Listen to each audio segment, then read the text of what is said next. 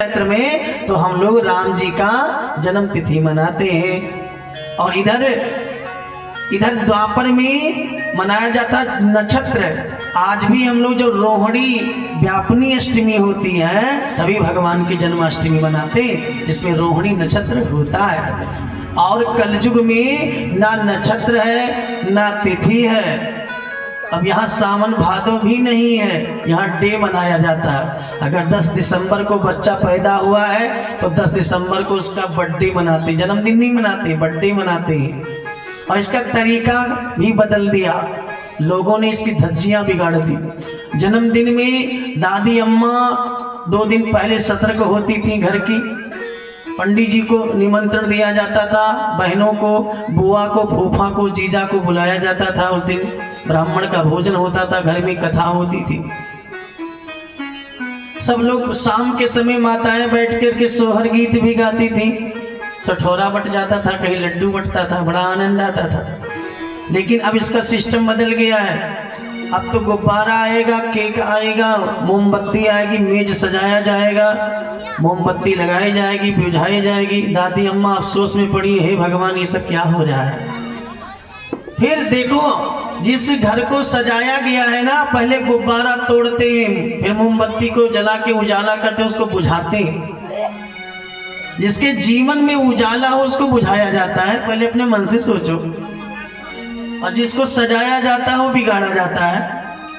अच्छा, वो जो केक है वो प्लास्टिक फाइबर है, क्या है भगवान जाने किस चीज का बना है, लेकिन सबसे पहले उसको सबके मुंह में लगाया जाता है। दादी अम्मा के मुंह में लगा दिया और रात भर बैठी सोच रही भगवान सुबह होता तो थोड़ा साबुन से मुंह धो लेते हम। फिर फोटो खींच के फेसबुक पे डालते हैं, आज मेरे बच्चे का बर्थडे है, हैप्पी बर्थडे टू यू चिल्लाते हैं। ना उसमें जय श्री राम है, ना राधे राधे है, ना कृष्णा है, उसमें है happy birthday to you, happy birthday to you. सब चिल्लाते हैं, गुब्बारा फोड़ते हैं। ये क्या है? ना आपके ये श्रीमद् भागवत 18 पुराणों में कहीं मिलेगा, ना आपके रामचरितमानस में मिलेगा, ना वाल्मीकि में मिलेगा, कहीं धर्म शास्त्रों में ऐसा लिखा नहीं है। जो चीज आप मना रहे हो ये है ईसाइयों का, क्योंकि ईसा मसीह जिस दिन पैदा हुए थे उसी तिथि में वो मारे गए थे। तो वो लोग पहले मोमबत्ती जलाते हैं, उनका जन्मदिन मनाते हैं, फिर उसके बाद में उसको बुझा देते हैं, क्योंकि उनका दीप उसी दिन बुझा था।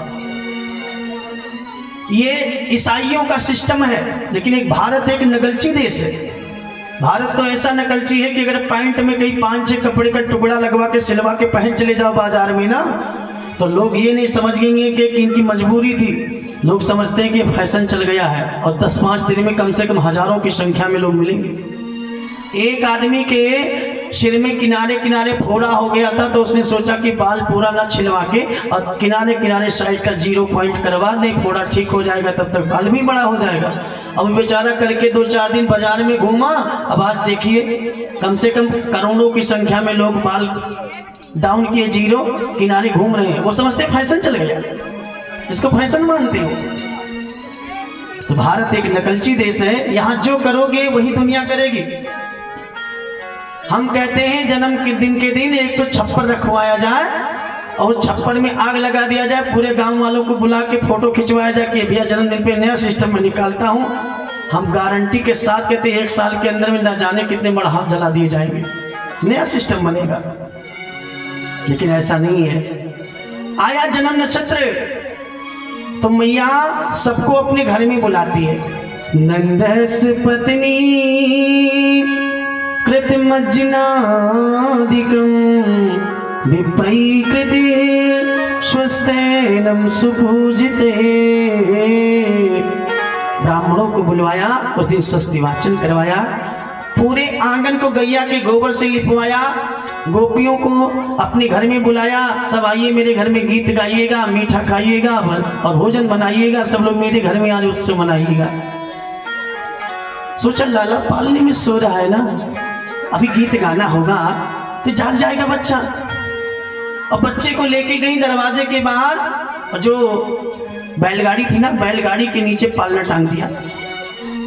इधर गोपियों ने गीत गाना शुरू किया कि लाला खेले लागे बीरज की माटी में, और मैया के दिन राती में लाला खेले लागे बीरज की माटी में मैया के दिन राती में।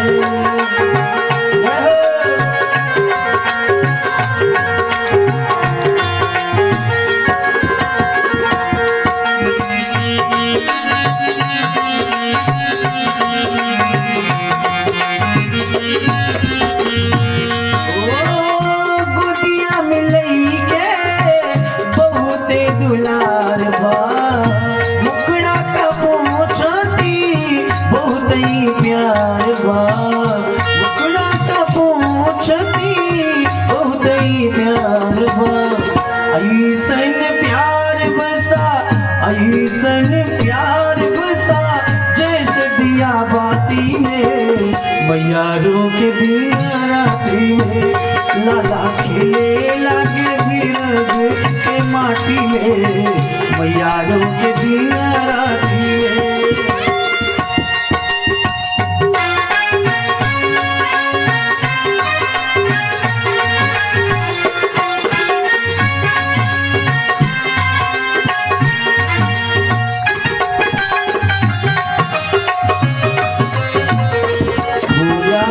भगवान की इधर गीत गाना हो रहा था कि उधर भगवान ने देखा कि मेरे लिए गाना हो रहा है और मैं तो बैलगाड़ी के नीचे टंगा हूं। भगवान ने एक लात मारा और बैलगाड़ी टूट करके चकनाचूर हो गई, दूर गिर गई और भगवान का पालना दूर गिरा और पालने में भगवान रोना चालू किया और जैसे रोने की आवाज आंगन में मैया ने सुना, रुदंतम सुते मादा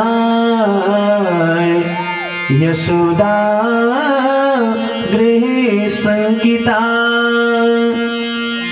जैसे रोते हुए कान्हा को देखा, दौड़ के उठा के लाई। उनको ये शंका हुआ कि किसी ग्रह ने आके तोड़ दिया और बच्चे को लेके आंगन में आई। ब्राह्मण को बुला के तुरंत स्वस्तिवाचन करवा दिया, दान करवाया, स्तनपान कराया और भगवान फिर धीरे धीरे बकैया बकैया चलना शुरू किए। मात्र एक ही महीने में, जैसे चंद्रमा रोज बढ़ता नहीं है, रोज बढ़ता है, तो ये भी तो चंद्रमा है, इसलिए इनका नाम क्या, कृष्ण चंद्र, रोज बढ़ते। और 1.25 महीने के हुए तो वसुदेव जी ने सोचा कि मेरे बच्चों का अब नामकरण हो जाना चाहिए। भाई बालक तो मेरे दोनों हैं, लेकिन अब कैसे बताया जाए नंद जी से कि आपके बच्चे नहीं हैं। तो गुरु जी को अपने भेजा गर्गाचार्य जी को कि जाके मेरे बच्चों का नामकरण नंद जी के यहाँ करके आओ, लेकिन उनसे मत बताना कि जो ये छोटा वाला बालक है ये वसुदेव का है, ये मत बताना। और गर्गाचार्य जी आज पधारे नंद जी के यहाँ। गर्गा पुरोहित राजन यदूना सुमहातपा वज्रम जगाम नंद से वसुदेव प्रचोदिता।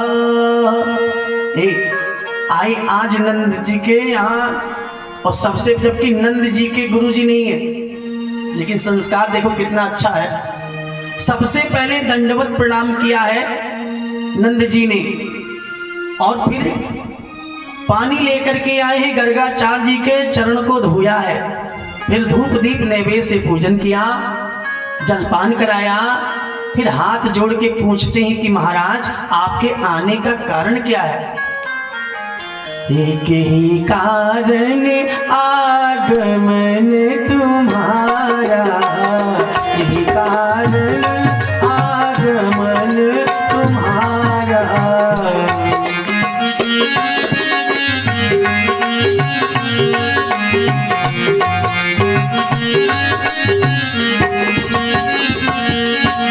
एक हम सुकरत न लावहु बारा, कहूँ सुकरत न लावहु बारा, कि कारण आगमन तुम्हारा।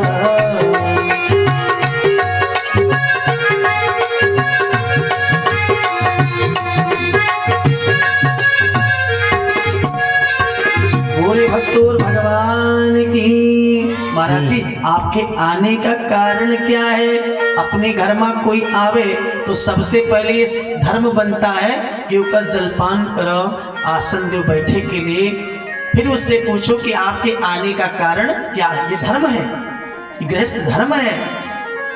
ये नहीं है कि आपके दरवाजे पे कोई पहुंचे तुरंत पूछ लो उससे भैया क्या बात है, तो खुद मन में संकोच करेगा।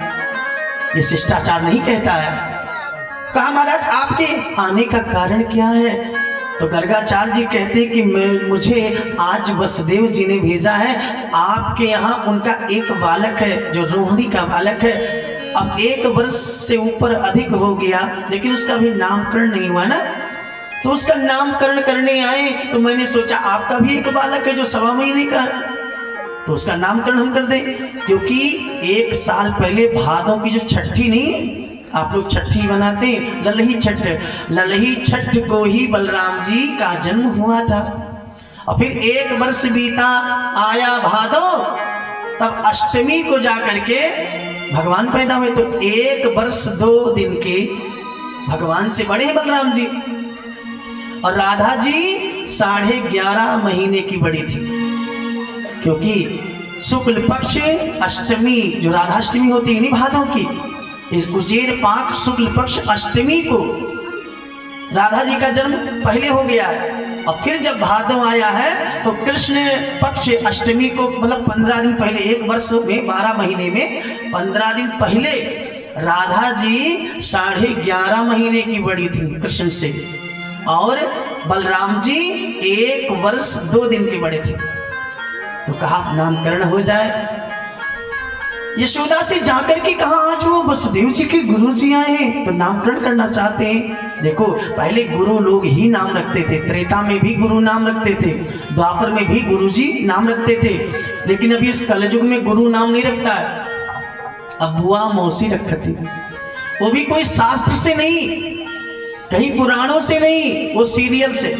रोज सीरियल देखती है ना, और सीरियल में जितना नाम होता सब उनके घर में ही हो जाता है, लेकिन पहले नाम गुरु जी। अच्छा, गुरु जब नाम रखता था तो बच्चे को देख करके उसके गुण के हिसाब से नाम रखता था, और नाम गुण के हिसाब से ही होना चाहिए ना।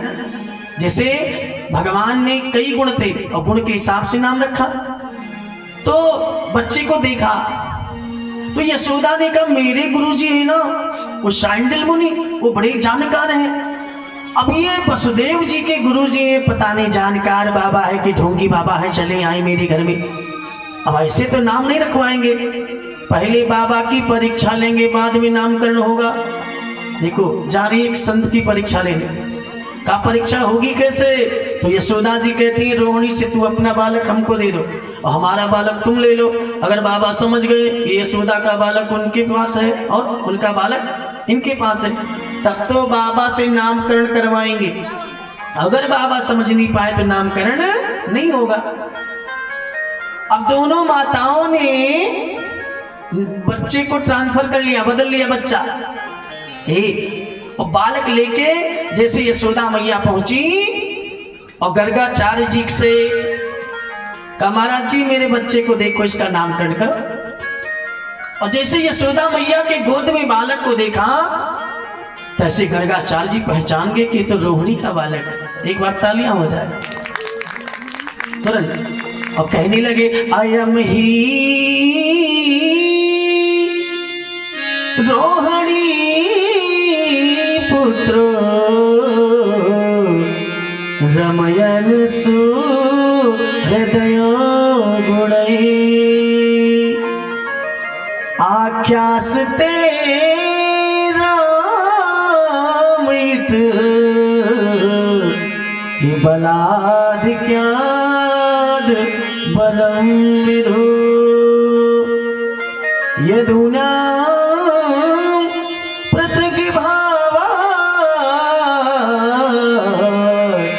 संकर्षण मुसंतयो। पहला नाम रख दिया कि रोहिणी का बच्चा है, इसलिए मम्मी के नाम से पहला नाम होगा रोहिणी। पहला नाम माँ के नाम से, बेटे का नाम माँ के नाम से रखा जाता था। और बिटिया के नाम बाप के नाम से रखा जाता था।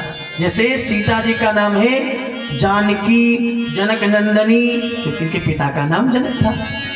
वैदेही, क्योंकि इनके पिता का नाम विदेही राज था। मैथिली, क्योंकि इनके पिता का नाम मिथिलेश था। सब बाप के नाम से। जैसे पार्वती जी का नाम पार्वती है, क्योंकि इनके पिता का नाम पर्वतराज था। तो बाप के नाम से बिटिया का नाम और बेटे का नाम माँ से। इसीलिए भगवान से जब कोई पूछता था राम जी से कि तुम कहाँ से आए हो, कौन हो, तो पहले बताते थे कि कौशले से दशरथ के जाए, कौशले से दशरथ के जाए।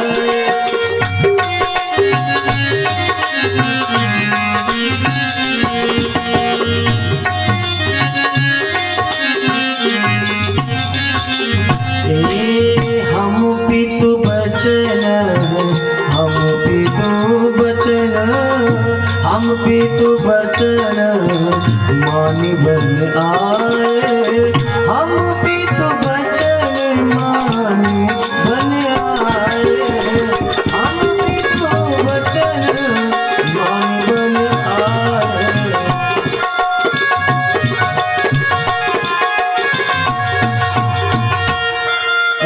कौशलेश, कौशल्या दशरथ के पुत्र। पहले माँ का नाम लिया है कौशलेश। कौशलेश नाम क्यों? कौशल्या नंदन है। इधर देखो नाम रख दिया रोहिणी, दूसरा नाम बल में अधिक शाली होगा इसलिए बल, तीसरा नाम राम और चौथा नाम शंकरषण। 4 नाम रखा है। अच्छा ये बताओ इनके घर में कोई शादी वाला आएगा तो वापस जाएगा कि शादी नहीं बनती है? हाँ नहीं जाएगा। भाई ये नाम नहीं तो इस नाम से देखो, ये नाम नहीं तो इस नाम से देखो। अपने जीवन में एक बात याद रखना, अपने बेटा या बेटी का नाम रखना तो कम से कम 4 रखना, सिंगल मत रखना। कम से कम 4 नाम होना चाहिए। भगवान राम के कितने नाम? रघुनंदन है, रघुनाथ है, करुणा निधान है, राम है। कितना नाम? बहुत नाम। ऐसे कई नाम होना चाहिए। अब रोहिणी मैया ने अपना आंचल हटाया, कहा महाराज जी मेरे बच्चे का नाम करो। और गर्गाचार्य जी ने जैसे भगवान को देखा तैसे आंखें की पलकें टंगी और सांसें थमी कि ये तो ब्रह्म है। यशोदा जी समझी कि महाराज जी को कोई बीमारी हो गई। आखिर क्या हुआ, ऐसे क्या कर रहे हैं? यशोदा चिल्लाई रही महाराज जी। तो यशोदा के चिल्लाने पर ध्यान टूटा। कहा महाराज आप कैसे हो गए थे? कहा देखो ऐसा मैं इसका नाम सोच रहा था कि इसका नाम क्या रखूं। नाम सोच रहे थे रखूं क्या, तो क्या रखा? तो कहते हैं एक नाम है ही नहीं। इस संसार में ऐसा कुछ है नहीं जिसका इसका नाम ना हो। विष्णु सहस्त्र नाम पढ़ा होगा ना, हजारों नाम है भगवान के। का कौन सा नाम रखूं समझ में नहीं आता। और यही बात वशिष्ठ जी ने भी दशरथ जी से कहा था रामावतार में, इनके नाम अनेक अनूपा, इनके नाम अनेक अनूपा।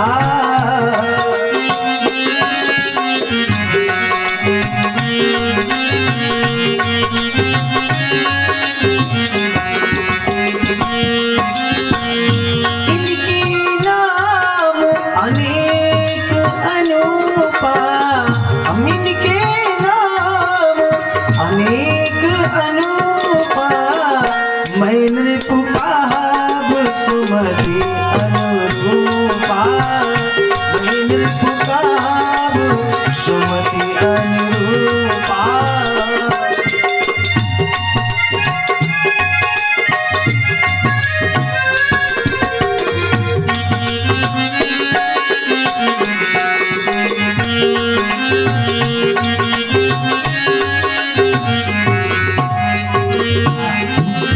अब भागवत में गर्गाचार्य जी ने कहा इसका एक नाम नहीं अनेकों नाम।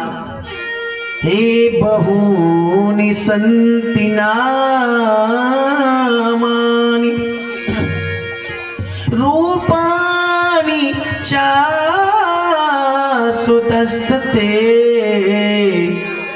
अब गुण कर्मान रूपाण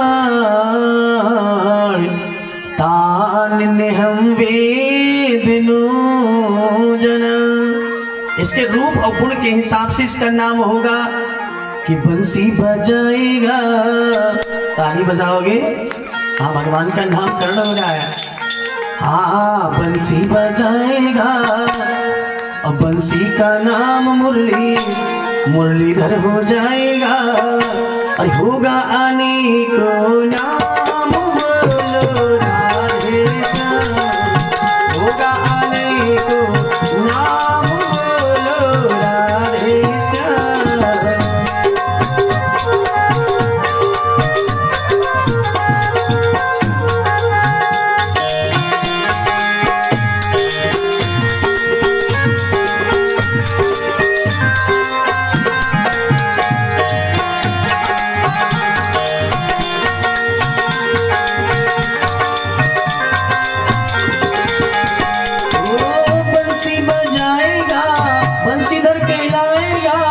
बंसी का नाम मुरली, मुरलीधर हो जाएगा। होगा अनेकों नाम, बोलो राधे श्याम। होगा अनेकों नाम, बोलो राधे श्याम।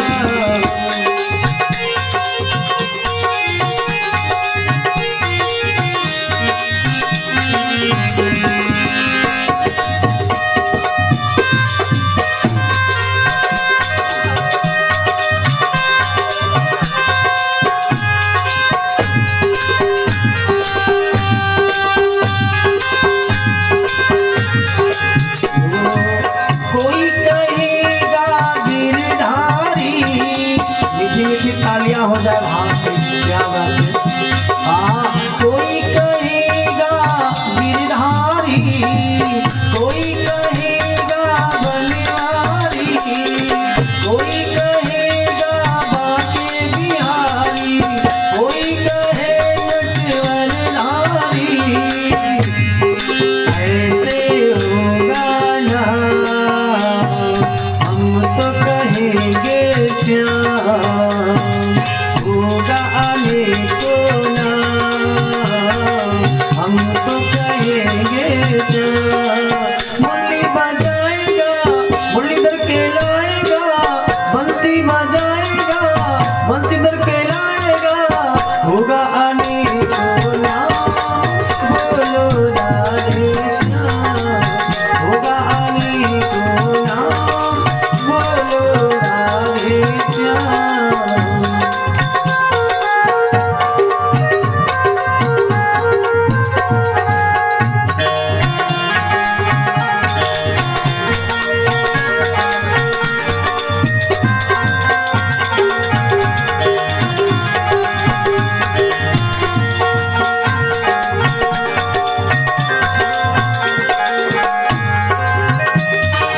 वृंदावन बिहारी लाल की। तो अनेक नामों से भगवान पुकारे जाएंगे। मैया ने कहा, आपने जितना नाम रखा है ना, ये सब नाम मुझे पसंद नहीं आ रहा। अरे कहनी गोपाल कहना, ग्वाल कहना, कृष्ण कहना, श्याम कहना। कहने नहीं, मैं इसको कन्नुआ बोलूंगी और इसको बलुआ बोलूंगी, प्राइवेट नाम रहेगा। गुरुजी चाहे नाम रख दे दिनेश, सुरेश, महेश, लेकिन मम्मी उनका पिंटू ही कहा थी, हमरे पिंटू। भाई प्राइवेट नाम होता हर माताओं का। कन्नुआ और बलुआ रख दिया।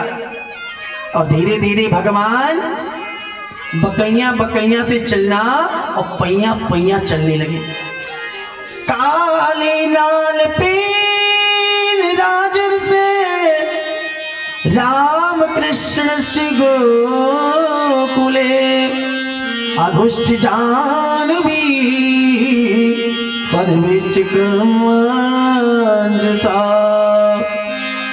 धीरे धीरे भगवान पैया पैया चलना शुरू किया।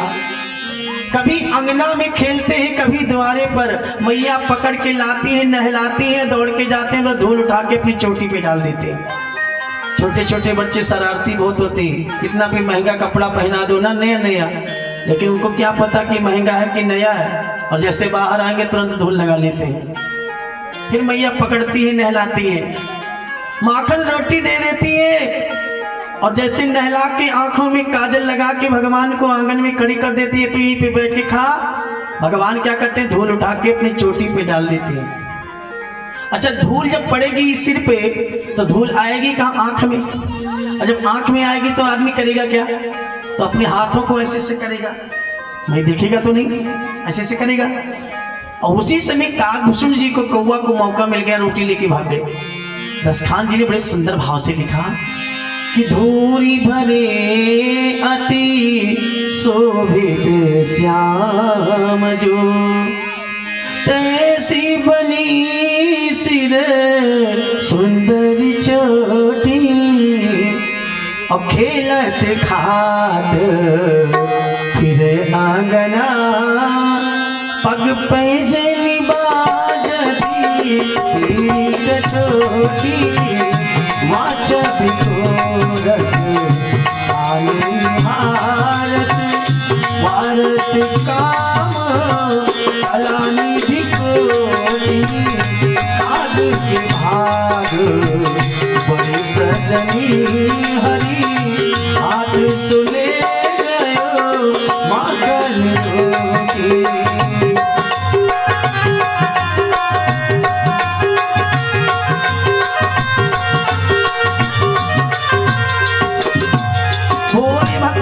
भगवान की जय हो। इधर भगवान रोज अपनी बाल लीला करते। एक दिन क्या हुआ कि इनके गुरु शांडिल मुनि इनके घर पधारे, यशोदा जी के घर। अच्छा, गुरु जी आए ना तो गुरु महाराज स्वयं गए भोजन सिद्ध करने। क्या बनाया, पूड़ी सब्जी खीर।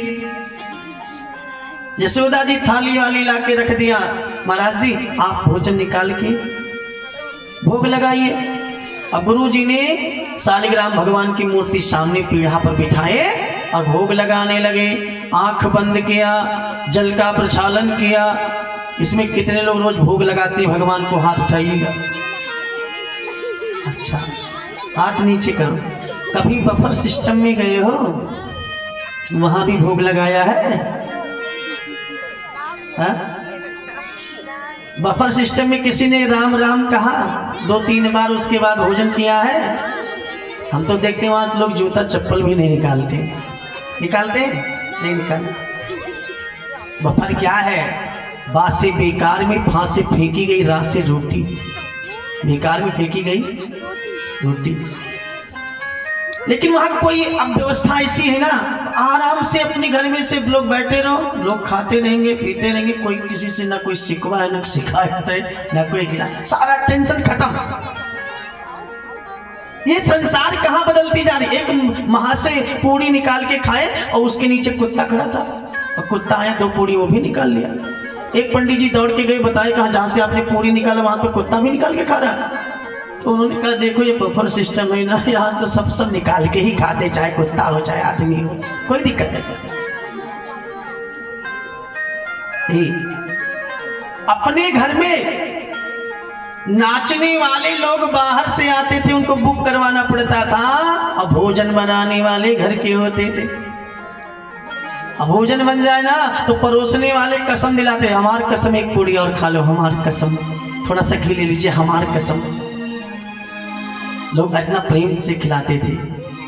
अब सीधा उल्टा हुआ है, भोजन बनाने वाले बाहर से आएंगे, नाचने वाले अपने घर के रहेंगे। सीधा उल्टा हो गया। हमारे बाबा दादा के जमाने में लोग जमीन पे बैठ के भोजन करते थे, तो पिताजी का जमाना आया तो कुर्सी मेज लगा दिया, और जब हमारा जमाना आया तो सीधा उठ के खड़े हो गए, लेके पलट खड़े हो गए। अच्छा ये बताओ कि आपका बेटा जो गोदी में बैठा ये क्या करेगा? ये मोटरसाइकिल चलाते हुए खाएगा कि पेड़ पे चढ़ के खाएगा कि छत पे जाएगा, क्या करेगा भाई? चौथा सिस्टम क्या होगा? चौथा सिस्टम होगा सफर सिस्टम। ऐसे थैला मिलेगा, सबको थैला मिलेगा कि आप ऐसे गले में पहन लो, उसी में बोतल में पानी रहेगा, उसी में पूरी सब्जी रहेगा, सब इसके अंदर में पैक रहेगा। आप खाते रहो और चलाते रहो। जो पीछे बैठेंगे ना वो आपके भी मुंह में डालते रहेंगे, आप भाई चलाते रहो, वो भी खाते रहेंगे पीछे। ये उसका नाम का सफर। चलते रहो खाते रहो। ये दुनिया कहाँ जाएगी? लेकिन जितना हम अपने आप को एडवांस बनाते गए इस फैशन के दौर में, कहीं ना कहीं हम बहुत पीछे हैं। तो बाबा दादा 130 107 साल होके मरे दुनिया में, 111 115 साल होके, आज लोग 80 नहीं पहुंच रहे। ये क्या है? जितना हम सुख की कदम बढ़ाते हैं उतना हम धीरे धीरे मेरी उम्र कमती चली होती जा रही है, रोगों का भरमार होता जा रहा है, उम्र नीचे नीचे ढलती जा रही है। अब तो ये नहीं लगता है ना कि बुढ़ापा कब आ जाएगा, हमें लगता है जवानी कैंसिल हो रही है। भाई 18-17 साल में बच्चों का बाल पक जाता है और उसी में जवानी आती थी, हमें लगता है जवानी धीरे धीरे कैंसिल और सीधा बचपना के बाद बुढ़ापे में हम लोग प्रवेश कर रहे हैं। हो रहा है। उसका रीजन क्या है? सारी चीज बनावटी, घर का कोई चीज है नहीं। तेल जितने ये रिफाइंड आ रहा है मार्केट से, एक तेल थोड़े है, इस पता नहीं क्या है डुप्लीकेट। उसको खा लो, उसके बाद एसिडिटी की दवाई खाओ, तब आराम से लेटो सो। तो जितना हम लोग कहीं, अच्छा ये बताओ, हमारे दादी के जमाने में घी जो घर का बनता था, कहीं ढक्कन खुल जाए कदाचित ना पूरा गांव महकता था। जिस दिन घर में घी बनता था पड़ोसी समझ जाते थे कि इनके घर में घी बन रहा है। अब आज तो देवरानी के पास घी है, जेठानी नहीं जान पाती है कि ये घी रखे, उसमें कोई महक है। उसका रीजन क्या है? उसका रीजन सीधा रासायनिक खादों का, दवाओं का प्रयोग जो गैया भैंस खाते हैं, और उसकी दवाओं का असर यह है कि उनसे जो दूध निकलता है, घी मक्खन निकलता है, उसका जो पोजीशन है धीरे धीरे उसके जो विटामिन तत्व है वो धीरे धीरे कमजोर होते जा रहे हैं। बोलियान कंद भगवान की। आइए दुलानवी भजन, उसकी बाद कथा की तरफ सभी लोग भाव से गाएंगे कि हे यशोदा नजर न लागे अंगनवा, हे यशोदा नजर न लागे अंगनवा, हे यशोदा नजर न लागे अंगनवा।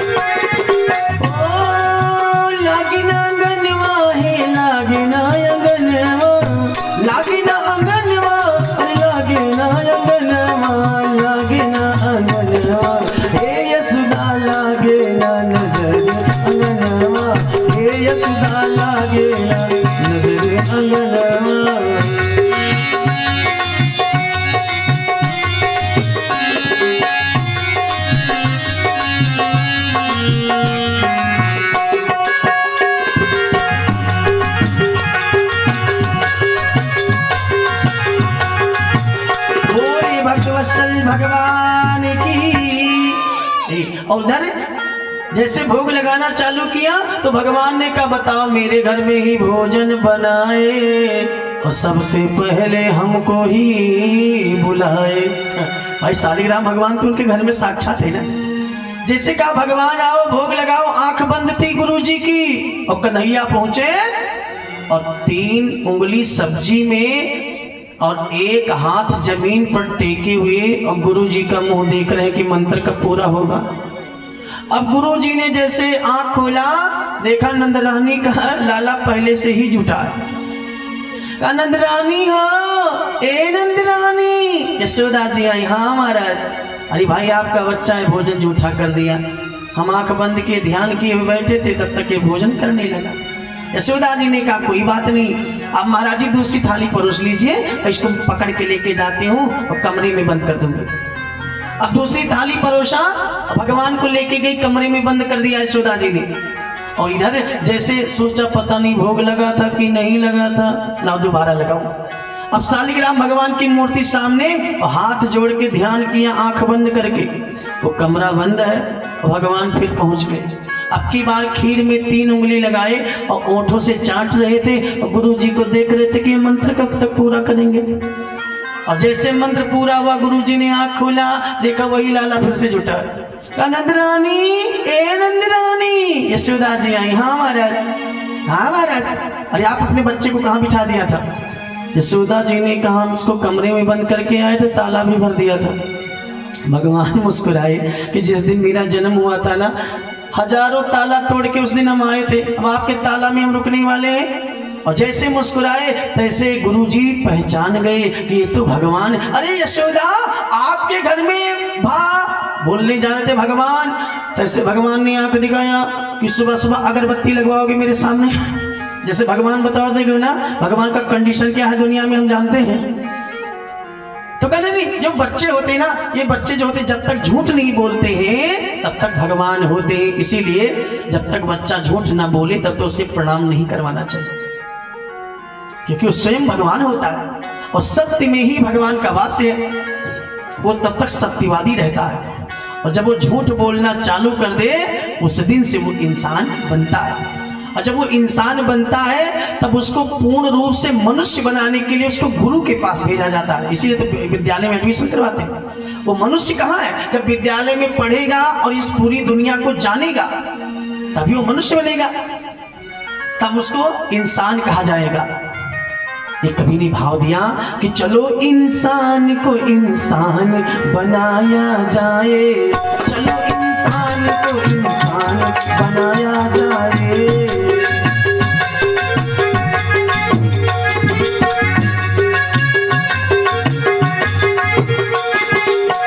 चलो इंसान को इंसान बनाया जाए, चलो इंसान को इंसान बनाया जाए, चलो भगवान को इंसान बनाया जाए, चलो भगवान को इंसान बनाया जाए।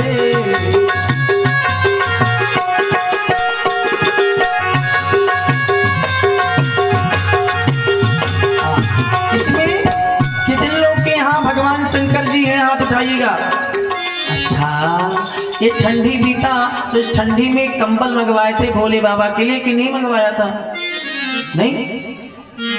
अच्छा ये बताओ, सवेरे सवेरे भगवान को नहलाए थे और नहलाने के बाद अपना कहीं आग के किनारे या कंबल चादर तो ओढ़े होंगे, हाँ? और जिनको नहला के आए थे उनका क्या कंडीशन उस समय चल रहा था?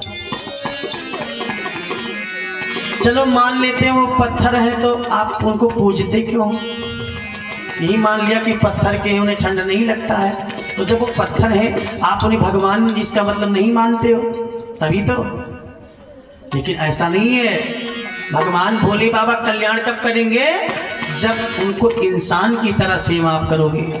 शाम के समय उनके यहाँ दीपक जलाओ क्योंकि तुम्हारे यहाँ बल्ब जल रहा है, उनकी भी पूरी फैमिली है। और सुबह नहलाओ तो एक वस्त्र जरूर उनको ढकने के लिए रखो, उन्हीं कंबल रखो, श्वेत रखो, सफेद वस्त्र ढकने ओढ़ाने के। सबके यहाँ मंदिरों में होता भी है, लगभग में देखा है, सब लोग ठंडी में रख रहे हैं। माता जी उसमें रहती नहीं, पार्वती जी। अब बताओ उनका सवेरे सवेरे आप चीनी और चावल चढ़ा के आओगे तो ये चीटा और चीटी कहाँ रहेंगे? पूरा दिन कहाँ रहेंगे? अपने मन से अंदाजो, उन्हीं के ऊपर ना। अच्छा, उनको सुख देने जाते हो कि दुख देने जाते हो?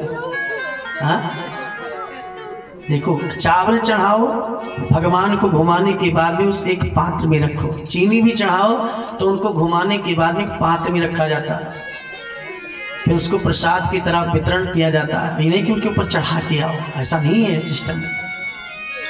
तो जब तक भगवान को इंसान नहीं बनाओगे तब तक कैसे? शबरी कोई पढ़ी लिखी थोड़े थी, कोई विद्वान थोड़े थी, रूपवान थोड़े थी, गुणवान थोड़े थी, लेकिन शबरी का भाव, उसका प्रेम था भगवान के प्रति कि जाके जूठी भेंट भगवान ने खाया उसके यहाँ। तो अच्छा, इसीलिए हम लोग दुखी भी हैं, इसीलिए हम लोग दुखी हैं क्योंकि हम लोग कर्म जानते भी नहीं है कि हमको कैसे भाव से भगवान से मिलना चाहिए। वो कंडीशन हम लोग जानते भी नहीं है, इसीलिए हम पूजा तो रोज करते हैं लेकिन फिर भी दुखी रहते हैं। तो इधर देखो भगवान क्या करते हैं, गुरुजी समझाते हैं कि बच्चा जो होता है ना ये भगवान की तरह होता है। और महाराज भोजन करते हैं गुरुजी, उनकी विदाई होती है, अपने घर के लिए जाते। धीरे धीरे मेरे भगवान 3.5 वर्ष के हुए। एक दिन कुछ ग्वालों को बुलाया, कहा भैया तेरे घर में गैया कितनी है? कहा 1.5 लाख। एक से पूछा तेरे घर में? कहा 1,000। एक ने कहा 10,000, एक ने कहा 15,000, एक ने कहा 2 लाख। कहा बताओ इतनी गैया आप सबके घर में, और आप लोग ये 1.5 हड्डी के क्यों घूमते दुबले पतले? तो सबने बताया कि मेरे घर का दही मक्खन जो है वो मथुरा को बिकने चला जाता है। एक आप लोग गीत गाती हो कि कहवा केरी ग्वालिन, कहवा केरी ग्वालिन, और कहवा पे बेचे दही रे दही। हे गोकुला केरी ग्वालिन, गोकुला केरी ग्वालिन, और मथुरा में बेचे दही रे दही। ये बिल्कुल सही है, क्योंकि मथुरा में जो यदुवंशी थे ये छत्री थे, ढिंढोर थे।